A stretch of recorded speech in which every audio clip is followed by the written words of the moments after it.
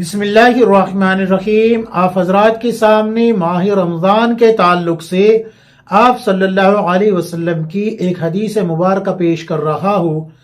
یہ حدیث ایسی ہے کہ اس میں بھی اور آپ بھی اگر ہم اپنا محاسبہ کریں تو دیکھیں کہ کہیں ہمارے اندر یہ بیماریاں تو نہیں پائی جاتی، کہیں ایسا تو نہیں کہ ہم روزہ بھی رکھ رہے ہو اور گناہ بھی ہمارے سر پہ پڑ رہا ہو، کہیں ایسا تو نہیں کہ ہم صرف بھوکا رہ رہے ہو، کہیں ایسا تو نہیں کہ ہم رات بھر صرف جاگ رہے ہو اور عبادت کرنے کا ثواب ہی نہ مل رہا ہو۔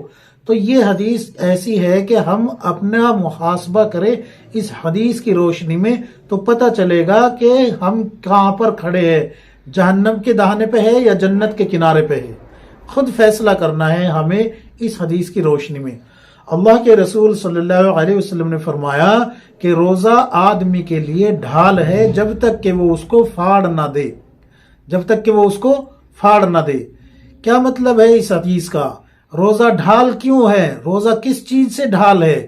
تو اللہ کے رسول صلی اللہ علیہ وسلم نے فرمایا کہ ڈھال ہے روزہ اللہ کے عذاب سے بچانے کے لیے، ڈھال ہے روزہ شیطان کے مکر اور فریب سے بچانے کے لیے، اور جب تک اس کو پھاڑ نہ دے اللہ کے عذاب سے بچا رہے گا، شیطان کے مکر اور فریب سے بچا رہے گا۔ صحابہ اکرام نے پوچھا یا رسول اللہ پھاڑنے سے کیا مراد ہے؟ تو اللہ کے رسول صلی اللہ علیہ وسلم نے فرمایا کہ جو روزے دار اپنی نگاہوں کی حفاظت نہ کر سکا اس نے اس ڈھال کو پھاڑ دیا۔ نگاہوں سے حفاظت سے مراد کیا ہے؟ نمبر 1، کسی غیر محرم کو دیکھنا، یہ گناہ کبیرہ ہے۔ اسی طریقے سے دوسری چیزیں جیسے کہ یوٹیوب پہ دوسری چیزیں سرچ کر کے یا پھر ایسے ہی سہون آ رہی ہے اور ان کو دیکھتا جا رہا ہے اور وہ فحاشی کی چیزیں ہیں، تو ان سب کو دیکھنا بھی گناہ کا ارتکاب ہو رہا ہے اور یہ ڈھال پھٹتی جا رہی ہے۔ یاد رکھیں میں کیا کہہ رہا ہوں، یہ ڈھال پھٹتی جا رہی ہے۔ کسی غیر محرم عورت کی تصویریں دیکھنا، سرچ کرنا، یا پھر اسی طریقے سے بہت ساری چیزیں ہیں جن سے کہ یہ ڈھال پھٹ چکی ہے، اپنی آنکھوں کے ذریعے سے اس کو پھاڑ دیا گیا۔ دوسرا، اللہ کے نبی صلی اللہ علیہ وسلم نے فرمایا کہ غیبت، چغلی، بہتان، ان سے بھی روزے والی ڈھال پھٹ جاتی ہے۔ کسی پہ بہتان لگانا یہ کتنا بڑا گناہ ہے آپ خود فیصلہ کر سکتے ہیں۔ چغلی کتنا بڑا گناہ ہے یہ بھی خود فیصلہ کر سکتے ہیں۔ غیبت کتنا بڑا گناہ ہے یہ بھی خود فیصلہ کر سکتے ہیں۔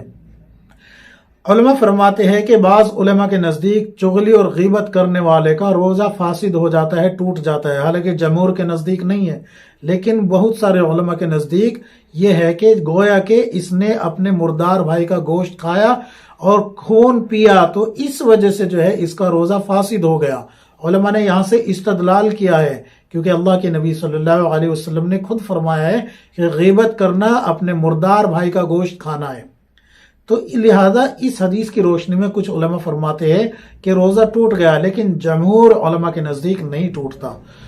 اللہ کے نبی صلی اللہ علیہ وسلم کی خدمت میں صحابہ اکرام نے آ کے بتایا کہ یا رسول اللہ صلی اللہ علیہ وسلم وہ فلاں 2 عورتیں ہیں، انہوں نے روزہ رکھا ہوا ہے لیکن بھوک کی شدت سے مرنے کی حالت میں پہنچ چکی ہے، مرنے کی حالت میں پہنچ چکی ہے۔ اے اللہ کے رسول صلی اللہ علیہ وسلم ان کو روزہ افطار کرنے کی اجازت دے دیجئے۔ اللہ کے نبی صلی اللہ علیہ وسلم نے ایک پیالہ دیا کہ جاؤ اس میں ان کو قے کرا کے لے کے آؤ، وومٹ کرا کے لے کے آؤ، الٹی کرا کے لے کے آؤ۔ تو صحابہ اکرام پہنچے اور ان دونوں خواتین کو قے کرائی، الٹی کرائی، تو کیا دیکھتے ہیں کہ اس پیالے میں تازہ کھایا ہوا گوشت اور کھایا ہوا خون اور تازہ گوشت نکل رہا ہے۔ صحابہ اکرام آپ صلی اللہ علیہ وسلم کے پاس لے کے پہنچے، حیران تھے، پریشان تھے، حیران و پریشان۔ یا رسول اللہ یہ آخر کیا منظر ہے، کیا ماجرا ہے، آخر اس کی حقیقت کیا ہے؟ اللہ کے نبی صلی اللہ علیہ وسلم نے فرمایا کہ انہوں نے روزہ تو حلال غذا سے رکھا تھا، روزہ تو انہوں نے حلال غذا سے رکھا تھا، لیکن غیبت کر کر کے انہوں نے اپنے روزے کو ضائع کر لیا۔ اور چونکہ غیبت کرنا اور چغلی کرنا یہ ایسا ہے جیسے کہ اپنے مردار بھائی کے گوشت کو نوچ نوچ کے کھایا جا رہا ہو، نوچ نوچ کے کھا رہی ہو، چاہے وہ مرد ہو یا عورت ہو۔ غیبت کرنے والے ایسے ہیں جیسے کہ اپنے مردار بھائی کے گوشت کو نوچ نوچ کے کھا رہے ہو۔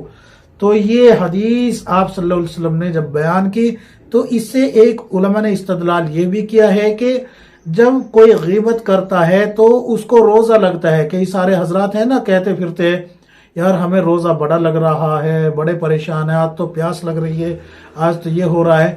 تو اس کی وجہ کیا ہے کہ آپ نے گاہے بگاہے یا تو غیبت کی ہے یا سنی ہے۔ اگر غیبت کی نہیں ہے تو سنی ہوگی، یا پھر ایسا ہو سکتا ہے کہ فون پہ ادھر ادھر کی باتیں جو کہ غیبت کے دائرے میں چلی جاتی ہے اور آپ کو پتہ ہی نہیں، تو وہاں بھی آپ نے یہ سب کیا ہوگا، تو اس وجہ سے بھی روزہ لگتا ہے، علماء یہ فرماتے ہیں۔